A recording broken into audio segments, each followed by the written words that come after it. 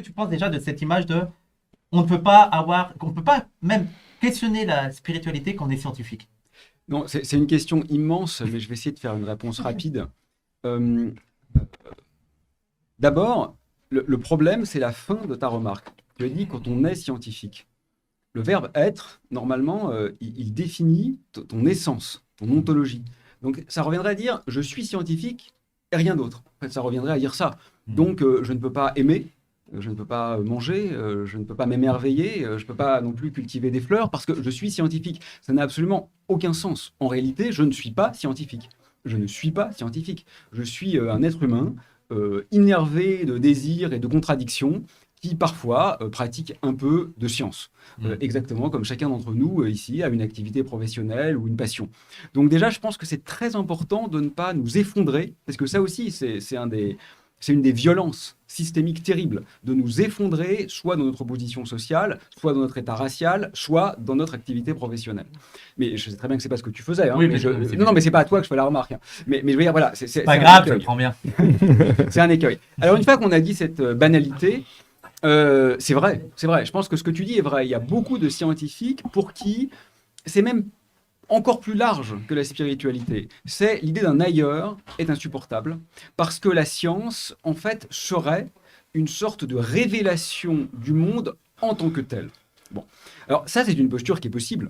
Mais ce que je voudrais mentionner, c'est que cette posture, c'est une croyance, en fait. C'est Oui. une croyance qui est absolument non démontrée, qui, à mon avis, mais ça on en discutera sans doute, est en contradiction avec l'essentiel à la fois de notre histoire et des faits auxquels on tente de s'intéresser.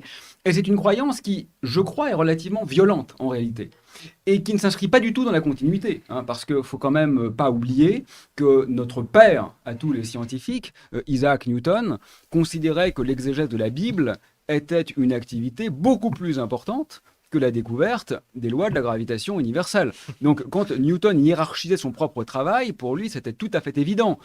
Ou Leibniz, bien sûr, l'inventeur du calcul différentiel, pour qui l'essai de théodicée, c'est-à-dire essayer de comprendre comment on peut concilier l'existence de Dieu et l'existence du mal, était une question extraordinairement plus importante que de savoir résoudre les équations différentielles ou les principes d'action sur lesquels se fonde aujourd'hui la physique théorique. Donc juste, je ne vais pas être trop long, mais ce que je veux dire en un mot, c'est que tu as raison. Je pense que beaucoup de scientifiques ont une vision scientiste, Ouais. c'est-à-dire qu'ils considèrent que la science n'est pas une manière d'appréhender le monde, ce qui est ma vision. Hein, je pense que c'est une manière très belle. Je ne vais pas du tout être négatif sur la science dans cette émission, mais c'est un prisme parmi une infinité d'autres. Nelson Goodman, qui est un autre philosophe, disait qu'en fait, il faudrait reconnaître à la science le droit à n'être pas la seule version correcte du réel. Moi, j'adore c'est cette beau, ça. phrase. Mais oui, parce que c'est pas la moindre en fait. C'est En pas plus, la c'est moindre. très décolonial. Est-ce qu'un musicien se sent offensé? Est-ce que c'est offenser Mozart ou Beethoven que de dire le monde, ce n'est pas que la musique? Ouais, bien sûr. Évidemment non, tu vois, évidemment non. Et donc, et on y reviendra. Mais je trouve que la question, au-delà de sa dimension vraiment fondamentale et fondationnelle, est importante aujourd'hui parce que, de fait, je pense qu'on en discutera, la science a quand même, d'un point de vue politique cette fois, et non pas spirituel, partie liée avec un geste qui est plutôt aujourd'hui devenu un geste de domination, un geste de surenchère affirmatrice, et à son corps défendant, hein, parce que la science elle-même n'est pas coupable. Mais il y a quelque chose qui se passe là qui, je crois, doit être interrogé, en fait. Mais il y a toujours eu ce mépris de la part des religieux sur les arriérés et tout. Et comme ils sont un peu arriérés, bah peut-être que on peut leur faire du mal, même pour leur bien, tu vois. Par exemple, on voit avec les jeunes filles voilées qu'on veut pas autoriser à l'école pour les aider à s'émanciper et tout. Et c'est vrai qu'on a l'impression qu'il n'y a aucune autocritique qui est faite dans le monde scientifique à partir de ça. Oui, oui, je pense que c'est vraiment un point important. Moi, je ne veux pas du tout ici venir critiquer mes collègues de façon unanime. Hein. Il y a énormément de gens formidables dans le milieu scientifique et c'est quand même pas les pires, hein, honnêtement. Oui, bien sûr. Voilà, c'est pas les pires. Mais au-delà de l'anecdote, comme ça, je trouve que ce qui est vraiment important, c'est que la science aujourd'hui est à un moment un peu charnière. Parce que elle a quelque chose de magnifique, la science. C'est qu'elle nous met quand même aux prises, de façon très immanente, avec une altérité radicale. Ça, c'est vraiment intéressant. C'est-à-dire que quand tu utilises un télescope, quand tu utilises un accélérateur de particules, quand tu utilises un microscope, ce que tu vois, ce que tu découvres, ce qui s'impose à toi, ou même en résolvant une équation d'ailleurs, n'est pas forcément ce que tu t'attendais à trouver. Ouais. Donc là, c'est toute la dignité de la science. C'est que Et la elle n'est beauté de pas. la science, moi, je trouve C'est ça super exactement, beau, c'est tu la vois. beauté. Elle ne te met pas simplement en relation avec tes attendus. Elle n'est pas que l'épiphanie d'un fantasme. Donc en fait, c'est littéralement un geste d'humilité. L'ennui, c'est que ce geste d'humilité, il a aussi une extraordinaire efficacité. C'est-à-dire que la science elle-même, elle n'est pas performative, c'est-à-dire qu'elle ne change pas son objet, mais pas loin quand même, pas loin. Parce que, évidemment, dès qu'on a la lunette, vous savez bien que Galilée a eu beau regarder les satellites de Jupiter, elle a quand même presque tout de suite servi à identifier les vaisseaux ennemis. Et quand on a compris les lois de la gravitation, ça a été très utile pour la balistique, hein, c'est-à-dire pour les tirs de canon, et pas seulement pour la mécanique céleste. Mm. Et donc, la question cruciale à laquelle on fait face aujourd'hui, c'est cette science, qu'est-ce qu'on en attend ? Mm. Et je pense que le véritable problème, c'est que sans même en avoir conscience, en fait, hein, parce que je crois qu'on a affaire à des gens plutôt bien intentionnés. Je crois vraiment pas, hein, sincèrement, qu'il y ait, de façon globale en tout cas, un désir comme ça de domination, d'exclusion, d'humiliation. Mais le fait est que cette science, quand on ne la fait pas penser, quand on la désarime comme ça, quand on l'extrait de tout le réseau de symbolique dans lequel on vit, forcément, mécaniquement, elle va jouer comme outil de corroboration de l'ordre établi. Pourquoi ? Parce que la science a partie liée avec la technique. Ce n'est pas la même chose, mais ce sont des jumelles, ce sont des cousines, ce sont des sœurs.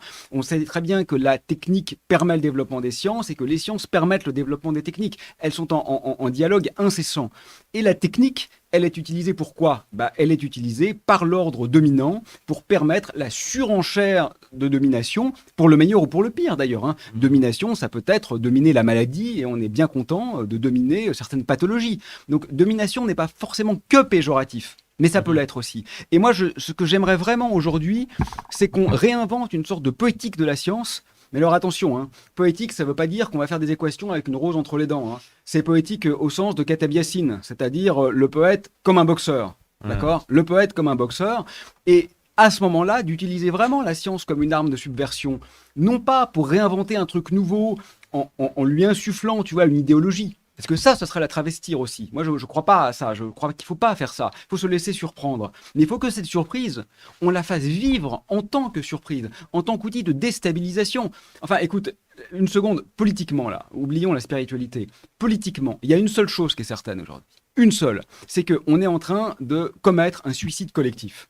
C'est que la situation actuelle ne peut pas durer. Qu'on soit de gauche, de droite, arabe ou blanc, on s'en fout. Qu'on soit réac ou progressiste ou facho ou communiste, on est d'accord là-dessus. Et donc on a besoin d'ailleurs, tu vois. Et donc politiquement, même indépendamment de l'aspect spirituel, ontologique, philosophique et toutes les conneries comme ça, politiquement, si la science a un rôle à jouer pour nous aider aujourd'hui, c'est un rôle de déstabilisation. Et le fait est, t'as raison, que ce n'est pas quand même son rôle dominant. Le fait est que c'est pas ce à quoi elle sert essentiellement. C'est dommage. Étant donné que notre monde est devenu extrêmement techno-scientifique, bien sûr que dans le monde des téléphones portables, des télescopes et des accélérateurs de particules, la science marche bien, parce qu'on vit dans un monde qui est essentiellement matérialiste et scientifique. Mais ça ne prouve absolument pas que la science a apporté au-delà de cette coupe particulière, de ce prisme particulier, de cette infime comme ça mode d'appréhension du réel qui est le sien. Et ça la dévalorise pas, hein. Moi j'insiste bien, là je suis pas du tout en train de dire que la science ne fonctionne pas en fait. Je dis qu'elle fonctionne à merveille dans le monde de la science. Comme la musique fonctionne à merveille dans le monde de la musique et la peinture fonctionne à merveille dans le monde de la peinture. Et donc, à la fois, on peut s'en extasier, parce que chacun de ces mondes, et celui de la spiritualité, etc., sont des mondes... Alors, la spiritualité, c'est plus compliqué, parce que je pense que c'est un monde qui ambitionne d'être un métamonde. Donc, c'est une question qui est plus difficile, qui est un peu différente. Mais... Alors, je vais citer ce coup-ci un philosophe interdit, Martin Heidegger.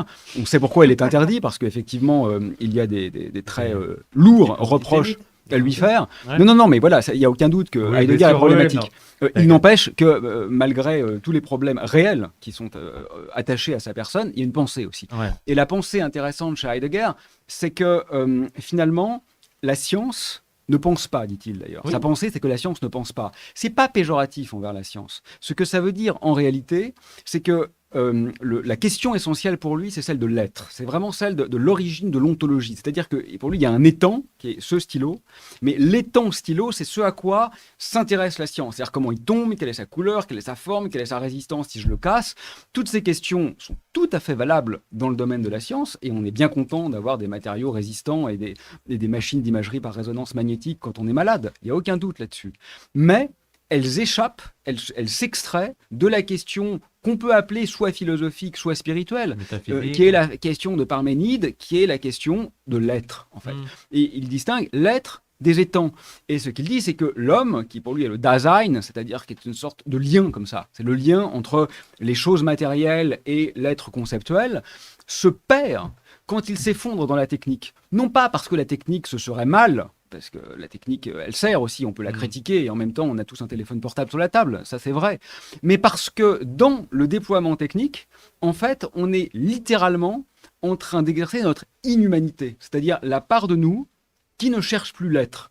Et je crois que c'est assez vrai, ça. Cette inhumanité n'est pas forcément condamnable, hein. Je veux dire, on a une part machinique en nous qui est probablement indispensable, c'est ce qui participe peut-être à la faim, au plaisir sexuel, enfin j'en sais rien, toutes ces choses-là sont compliquées et imbriquées, mais le moins qu'on puisse dire, quand même, c'est que on ne se résume pas et on ne s'effondre pas à ça. Et même si on le prend par ce biais-là, je trouve que c'est salutaire aujourd'hui, non pas de dévaloriser la science, mais de la relativiser. Bon, d'ailleurs, ce qui est un mot qui insupporterait, hein, n'est-ce pas, la plupart des scientifiques, mais un peu, peut-être comme d'ailleurs des croyants, hein, pour être honnête. Parce que dans les deux cas, enfin, pas tous les croyants, enfin, je parle des mauvais scientifiques et des mauvais croyants, on va dire, c'est-à-dire pour qui il faut absolument une essence qui englobe absolument toutes les autres et dans laquelle tout s'effondre.